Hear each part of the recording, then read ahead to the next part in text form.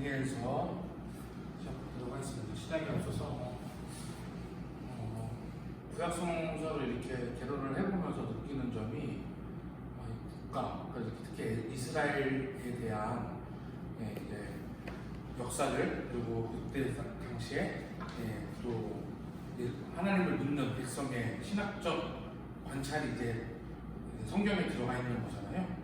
그런 걸 보면서 참 우리네 삶과 그렇게 많이 다르지 않다는 것을 느껴요. 우리네 상황과 이걸 성경을 보면 재밌게도 요즘에 제가 이제 세계 정세에 관심이 더 많이 가져지고, 세계가 어떻게 돌아가는지, 우리는 어떻게 살아야 되는지 이런 것도 좀 많이 고민해보게 되는 것 같아요. 내가 뭘 할 수 있을까라고 생각하면 사실 그런 고민이 하찮게도 느껴지는데, 우리가 그 안에서 어떻게 또 하나님을 바라며 하나님의 역사심을 발굴하고 나아갈 수 있는지 생각해보는 시간이 되었습니다. 다니엘서 시작하도록 하겠습니다. 본서의 명칭은 다니엘 저자의 이름을 땄고요. 하나님은 나의 심판자, 하나님은 나의 심판, 헌신과 충성의 담기, 빛의 책, 어두운 세력에서 밝은 빛을 바라시는 빛된 자의 행실과 그 빛을 다루시는 하나님의 섭리가 기록되어 있습니다. 저자인데요. 저자는 다니엘 외에 다른 사람은 이렇게 있다고 얘기하지 않고요. 9장 2절에 그의 통치 원년에 다니엘이라고 얘기하고요.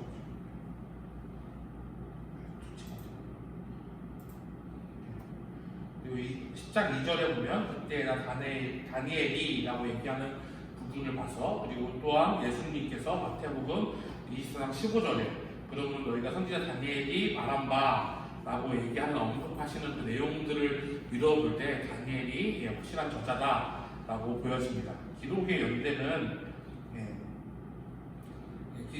기술대 당시의 사건과 동시에 구성된 것으로 보시거나 적어도 그 다음 세대를 넘기지 않는 것으로 보여집니다. BC 2세기까지는 알려지지 않았는데 그 이유가 12장 9절을 보면요, 이 비밀을 간수하고 봉하라고 명했기 때문이에요. 12절 9절에 그렇게 얘기하고 예언서인데 그때 열어보니까 예언들이 다 맞아 있는 거예요. 그래서 혹자들은 그때 2세기 BC 2세기에 쓰여진 책이 아니냐라고 얘기하지만 누구나 많은 고고학적 발견으로 뒤에서 얘기할 거지만 고고학적 발견으로 그러한 주장들은 많이 반론이 됐고요. 그 전에 다니엘서 시절에 예언으로 쓰여진 것을 볼 수가 있습니다. 배경으로는 BC 626년 아수르 제국에서 반기를 든 바벨론은 612년 아수르의 수도 니느웨를 함락시켰고요. 또한 605년 애굽마저 정복함으로써 요새의 강대국의 부상하였어요. 바벨론 포로로 끌려간 다니엘은 주로 선지자와 정부의 관리로서 활동하였으며 이러한 활약은 바벨론 메대와 바사와 의 정복할 때까지도 계속되었다고 설명합니다. 교수님 말씀하신 것처럼 빈부의 격차, 그러니까 다니엘은 잘 배워서 거의 박사라고 할 수 있는 수준까지 올라가고 거의 집까지 올라갔어요. 그럼에도 다니엘은 그러한 것들을 취하는 신앙을 가지고 다 누리는 신앙이 아니라 오히려 하나님 앞에 더 순전한 마음으로 살아갔던 것을 또한 볼 수가 있습니다. 특징, 역사적 진술 1장에서 6장 묵시 문학적 자료, 1장에서 6장은 다니엘이 어떠한 사건이 있었는지, 교수님도 앞서서 말씀해 주셨지만 히브리어, 아람어로 이렇게 나뉘어서 쓰였다고 말씀하셨는데, 다니엘도 마찬가지로 1장에서 6장까지는 히브리어, 7장에서 12장까지 아람어로 쓰여서 이 둘을 한 책이지만 둘을 구분하는 것을 볼 수가 있습니다. 그래서 신학적 내용에 있어서 주로 종말론적이며 상징적이고 환상적이고 예언적인 문학 작품입니다.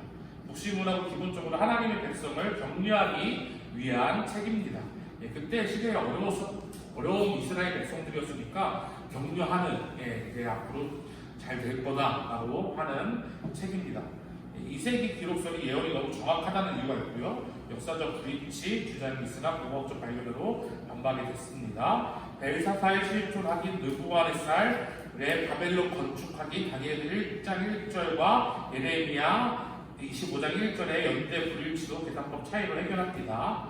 언어 사용은 앞서 말했던 히브리어 아람어 변형, 아람어 사용은 일부 예언 및 역사의 기록 특징 때문에 사회 사본 등으로 2세기 이전부터 존재했던 책인 것을 확인할 수 있는 것입니다. 그래서 다니엘서는 역사, 예언, 신앙이 결합된 복합적인 문서이면서 고대 기록과 언어적 특징은 본서의 신빙성을 높여준다고 볼 수 있습니다. 다니엘서를 기록한 목적은요, 다니엘은 바벨론 궁정에 거하면서 체험한 경험들과 그가 받은 환상의 계시들을 기록하였습니다.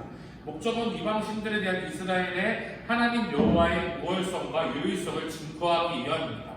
오직 하나님만이 다른 신에게 눈을 돌리지 말고 하나님만이 믿는 것이 우리의 갈 길이라는 것을 나타내고요. 두 번째 목적은 결국 이스라엘은 회복되고 이스라엘을 압제하는 세상 권세자들은 사라질 것이라는 것을 예언하고 있습니다. 그리고 또한 하나님의 구속 계획을 증거하면서 다니엘이 목격한 환상에 대한 기록은 장차 메시아가 임하여 자기 백성을 구원할 것이며 하나님의 영광과 권능이 밝히 드러날 것을 예고하고 있습니다. 구조는요, 전반부 1장 6절, 후반부 이렇게 되는데요. 비슷하게 연결돼요. 6가지의 역사적 이야기, 4가지 환상들, 암흑의 역사, 광명의 역사, 다니엘이 다른 꿈을 해서 천사가 다니엘의 꿈을 해서 이방인들이 하나님의 능력을 깨달은 유대인들이 하나님의 목적을 깨달음으로 이렇게 병행되게, 그래서 뭐 언어가 다르다고 다른 사람이 쓰고 한 것이 아니라 다니엘 한 사람이 그러한 목적을 가지고 이렇게 계단식의 구조로 썼다는 것을 볼 수가 있습니다. 내용으로는 이스라엘이 포로가 된 백성들을 성전에 대한 기대로서 격려하고 있을 때 다니엘은 바벨론의 왕가의 권세자들에게 이방인들에 대한 하나님의 계획을 나타내고 있습니다. 하나님께서는 이방인들을 실제로 지배하셨으며 지금도 지배하고 계십니다.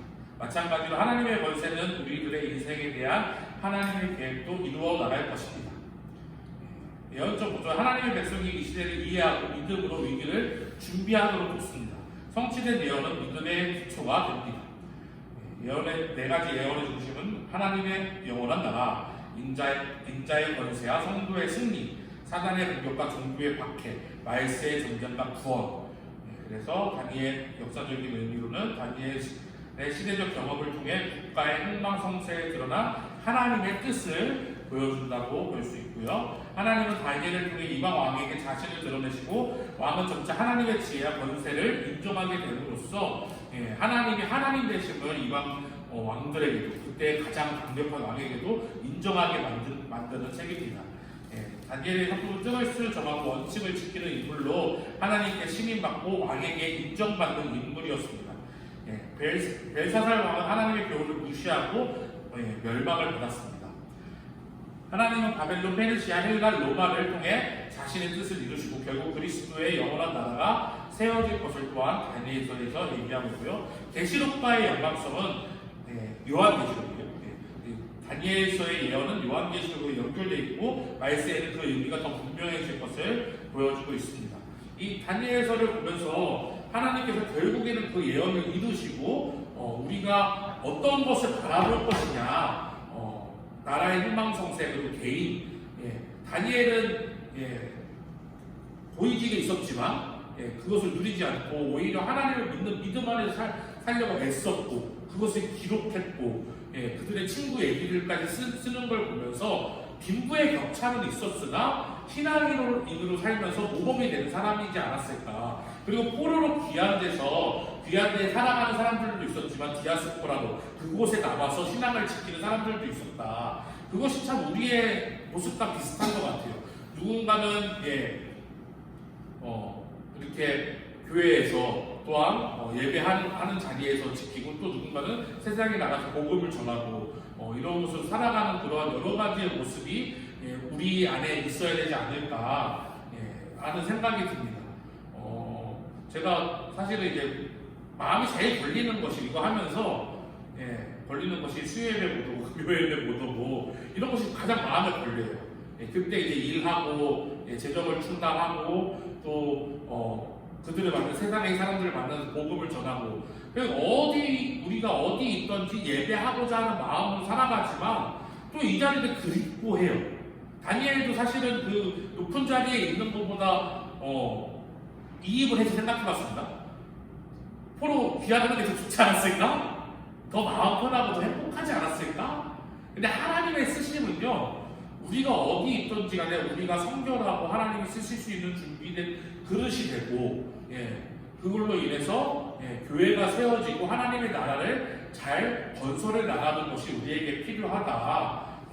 그리고 계속 그리운 마음을 주시는 것은 이 자리에 더 많이 올 수 있게 하나님께서 또 인도해 주실 때가 있을 거라고 믿으면서 다니엘서를 마치면서 나는 과연 다니엘처럼 살았는가?